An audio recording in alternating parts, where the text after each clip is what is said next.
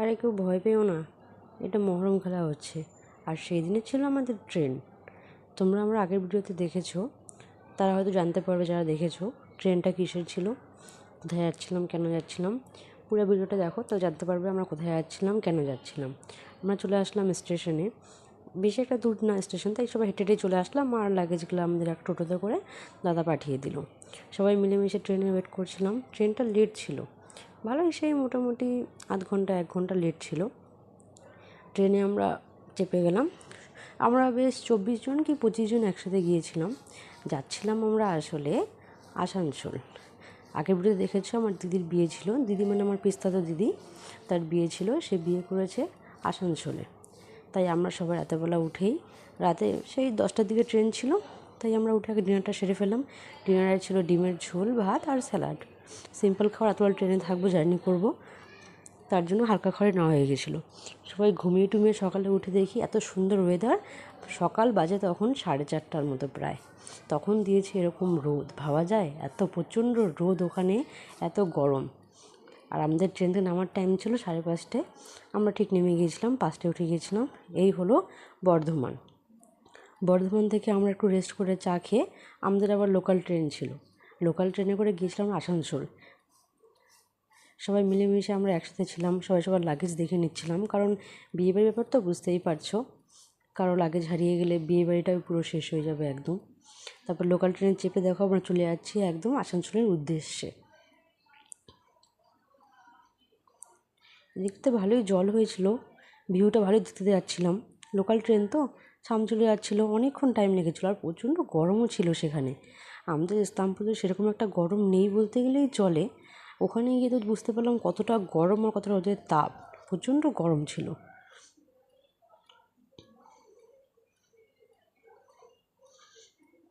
চলে আসলাম আমরা আসানসোল।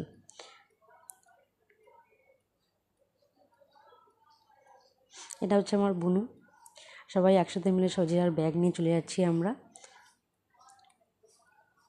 আমাদের পিক করতে গাড়ি এসেছিলো, সঙ্গে আমাদের নতুন দুলাভাই মানে জ্যাম্বু এসেছিলো।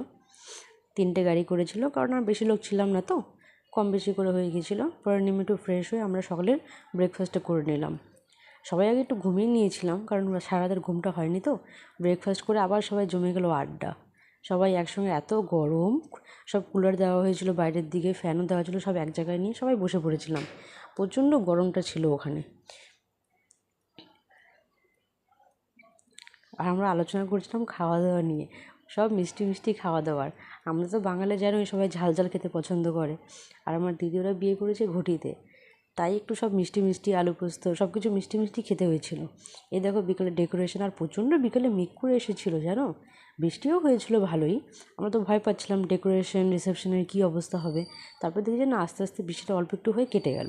সবাই বিকালে একটু ঘুরতে গিয়েছিলো, আমি যাইনি, আমি ঘুমিয়েছিলাম, শরীরটা প্রচণ্ড খারাপ লাগছিলো।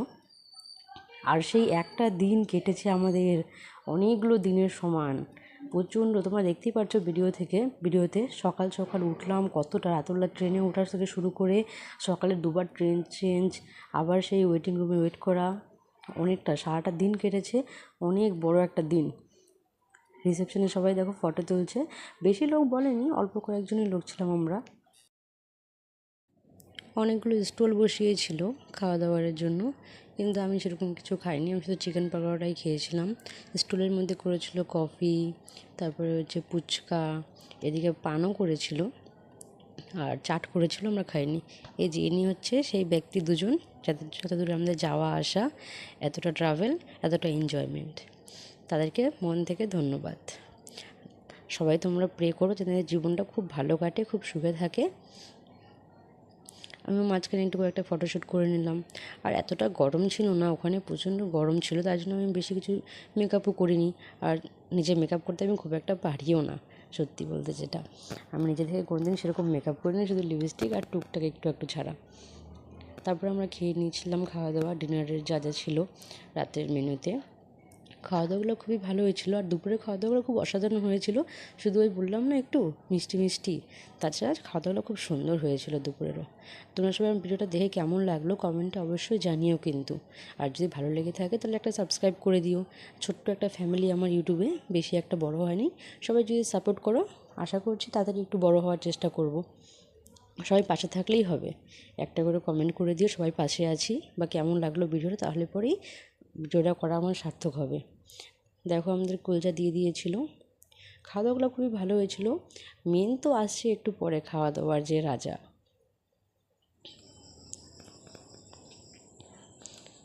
এই হলো মাটনের পালা। ফাইনালি চলে এসেছিল মাটন। মাটনটা হয়েছিল অসাধারণ।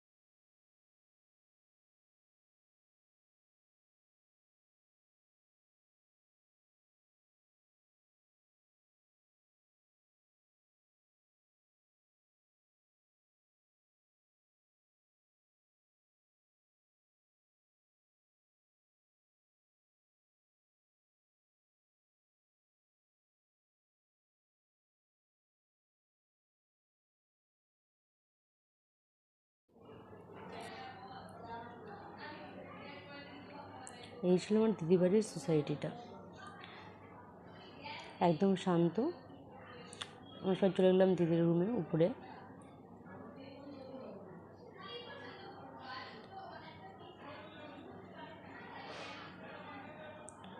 তারপর আমরা সবাই দেখা টাকা করে অনেক গল্প করে সবার সঙ্গে কথা বলে আবার চলে গেলাম ভবনের উদ্দেশ্যে। ওই যে আমার বুনু আর জাইমু, বললাম না জাইমুটা অসাধারণ, খুবই ফ্রি মাইন্ডেড আর খুবই মজাকিয়া। যে ইনি দেখুন চেষ্টা করছে মাছ ধরার, কি বলবো আর, ট্রেন ছুটে যায় এদিকে মাছ ধরার চেষ্টা করছে। রাতে আমরা আর কেউ ঘুমোইনি, কয়েকজন ঘুমিয়েছিল, বয়স্ক সবাই কয়েকজন ঘুমিয়েছিল, আমরা আর ঘুমিয়েনি। সেই 4:30টায় আবার উঠে গিয়েছিলাম, 5টায় আমাদের ট্রেন ছিল, তাই আমরা আর ঘুমোইনি। ভোরবেলায় আমরা বেরিয়ে গিয়েছিলাম ট্রেনের উদ্দেশ্যে, স্টেশন যাবো। যে আমার ভাই দেখানো, সবাই ভবনটাকে খুব সুন্দর করে সাজিয়েছিল। একটা দিন এত বড় কেটেছে না, তোমরা সবাই দেখে হয়তো বুঝতেই পারছো দিনটা কী করে কেটেছে। চলে আসলাম আমরা স্টেশনে, আসানসোল। সেটা নাকি একদম ব্রিটিশদের যুগ থেকে চলছে স্টেশনটা, আমি তো জানতাম না সেরকম একটা, ভালো করে ইতিহাস পড়িনি আমি ক্লাস 8-9-এ। ওয়েদারটা খুবই সুন্দর ছিল। এই বাজে ভোর 5:30টার মতো, প্রায় 5:15 কি 5:30টায়। সবাই আমরা ট্রেনের উদ্দেশ্যে দাঁড়িয়েছিলাম, লোকাল ট্রেনটা চলে না, এটা মানে ট্রেন থেকে নেমে গিয়েছিলাম। এরপর আমাদের ছিল, এবার আমরা ওয়েটিং রুমে সবাই 2 ঘন্টা ঘুমিয়েছিলাম। আমরা একটু আগে চলে এসেছিলাম, আরেকটা ট্রেন ছিল পরে, কিন্তু রিস্ক নিইনি, যদি সেই ট্রেনটা দেরি করে, তখন যদি পরের ট্রেনটা আমাদের রিজার্ভ করা ট্রেনটা যদি মিস হয়ে যায়, তাই আমরা দেরি করিনি। পরের ট্রেন এসেছিলো, আমরা চলে গেলাম। আর কি করবো, একটা দিন রিসেপশন। এটা হচ্ছে সেই ফারাক্কা ব্রিজ, এতটা বড়, দেখতে তোমার চোখ আর বন্ধ হচ্ছিল না, এতটা বড়। সারাটা দিন না খুবই বাজে কেটেছিল ট্রেনে, এত রোদ এত গরম। রাতের সফরটা খুব ভালো, রাতেরবেলা খুব ভালো করে কেটেছিল আমাদের, ঘুমিয়েছিলাম। আর দেখো আমরা ফাইনাল চলে আসলাম আলুয়াবাড়ি স্টেশনে, আমাদের হোম টাউন। চলে এসেছিলাম। এই যে আমার বুনু এখনই দেখবে, সে মুখ লুকাচ্ছে, সারাদিন ঘুম হয়নি, কিছু হয়নি, বেচারা, খুবই খারাপ অবস্থা সবার আমাদের। বলেছিলাম না পাশেই তাদের বাড়ি স্টেশন থেকে, তাই তাদের হাঁটিয়ে চলে যাচ্ছিলো। এই যে আমাদের বাড়ির মেন মেম্বার টেপু, ও হচ্ছে মেনলি আমার পিছনে বেশি পাগল করে, আমি ওকে আদর করি, একটু শরীরটা মালিশ করে দিই, তাই।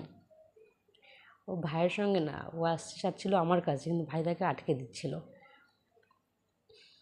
ও ভাইকে খুব একটা পছন্দ করে না, কারণ ভাইকে খুব মারে, আর ওর সঙ্গে খুবই শয়তানি করে বেশিরভাগটাই।